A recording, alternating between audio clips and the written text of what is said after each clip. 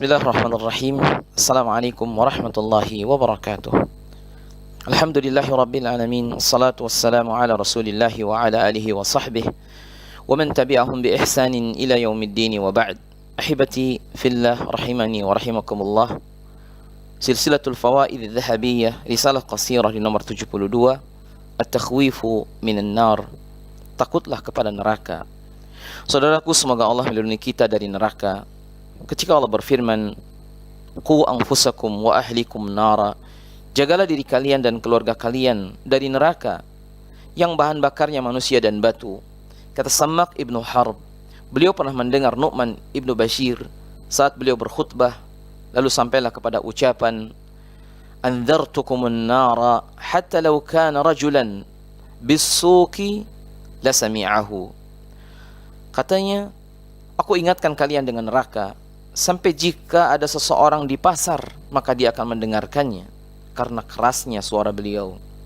Kata Adi ibnu Hatim, beliau mengatakan, pada saat Nabi SAW bersabda, "Ittaqun nar," thumma a'rada wa asyaha, thumma hatta dhananna annahu yanzuru ilaiha. Kata beliau, ketika Nabi mengatakan, takutlah kalian dengan neraka, lalu beliau palingkan wajahnya, sampai kami mengira bahwa beliau sedang melihat neraka. Saudaraku, takut kepada neraka dan ingin masuk surga adalah sebuah keikhlasan, dan dia adalah akidah yang lurus. Bukankah Nabi mengatakan, irghabu fima raghabakumullah fi, senangilah apa yang Allah anjurkan, wahdharu mimma hadzarakumullahu min, dan waspadalah terhadap apa yang Allah ingatkan, wa khafu mimma khawwafakumullahu bihi min azabihi, dan takutlah kepada Allah dan takutlah kepada yang Allah menakut-nakuti kalian dari azabnya.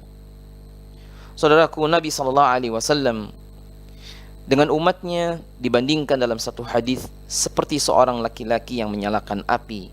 Diberikan permisalan seperti itu. Istauqada nara, di mana Nabi SAW menyalakan api, lalu binatang, melata dan serangga berjatuhan ke dalamnya. Beliau berusaha menghalangi kalian dari api tersebut, namun mereka berdesakan masuk ke dalamnya. Nabi juga mengingatkan, kata Nabi, "Ana akhidun bihujazikum fattaqun nar." Aku berusaha menghalangi kalian agar tidak jatuh ke dalam neraka, maka takutlah, kata Nabi, dengan neraka.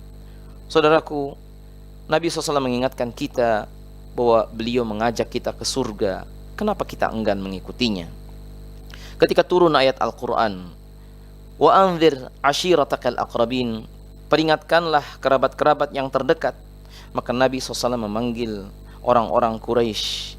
Nabi bersabda kepada kerabat-kerabat yang terdekat dari kerabat beliau, kepada Bani Hashim, kepada juga Bani Ka'ab bin Lu'ay, dan termasuk pada Fatimah bintu Muhammad sallallahu alaihi wasallam.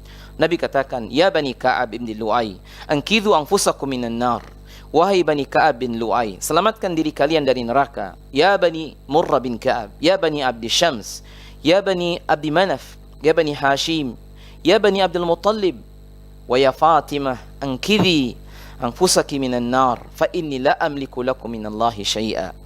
Diingatkan, wahai Fatimah, selamatkan jiwamu.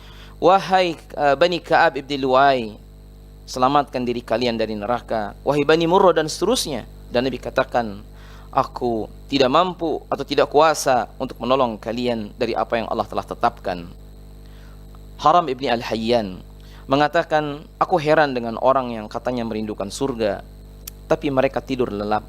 Sebagaimana aku heran dengan orang yang katanya takut dengan neraka, tetapi dia pun tertidur dengan lelap. Lalu dia membacakan ayat Al-Quran. Katanya, afa amina ahlul qura ayyatiyahum ba'suna bayatan wahum naimun. Penduduk negeri mana yang merasa aman dari azab Allah yang mungkin datang di waktu malam, di saat mereka sedang tidur? Berkata Abu Al-Jauza, jika aku memiliki sedikit sultan atau kekuasaan, maka aku akan buatkan satu menara di jalan, lalu aku akan memberikan tugas beberapa orang untuk berseru kepada manusia dan mengatakan, hindarkan neraka, hindarkan neraka.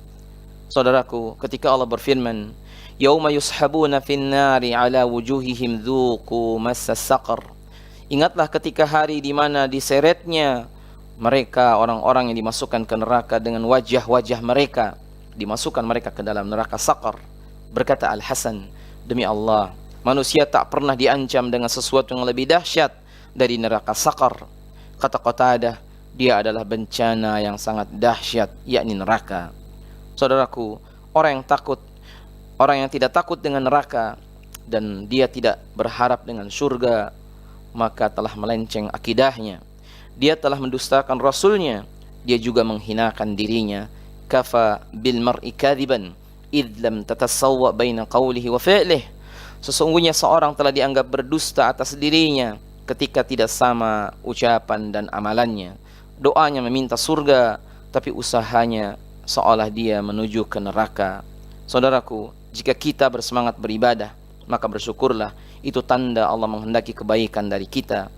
Tapi jika yang ada adalah sebaliknya, maka bersegeralah untuk berubah, bertaubatlah kepada Allah. Utlubul jannata juhdakum, carilah surga dengan sekuat tenagamu. Kemudian juga larilah dari neraka sekuat tenagamu. Kata Nabi juga mengingatkan, sesungguhnya orang yang mencari surga, mereka tidak tidur. La yanama talibuha. Dan juga orang yang ingin lari dari neraka, mereka pun tidak tidur untuk menghindarinya. Kalau mencari surga, tidak tidur untuk mencarinya dengan ibadah, dan menjauhkan dari neraka, tidak tidur untuk menghindar darinya dengan meninggalkan maksiat. Saudaraku, sesungguhnya akhirat dikelilingi oleh yang kurang menyenangkan, sementara dunia dikelilingi oleh kesenangan. Maka dari itu, jangan kalian lalai dari akhirat. Semoga Allah Subhanahu wa ta'ala merahmati kita sekalian, dan kita diberikan kesempatan untuk terus banyak beribadah kepadanya sampai datangnya kematian. Nas'alullah at-taufiq wassadad lana wa lakum. Sallallahu ala nabiyyina Muhammad. Assalamu alaikum warahmatullahi wabarakatuh.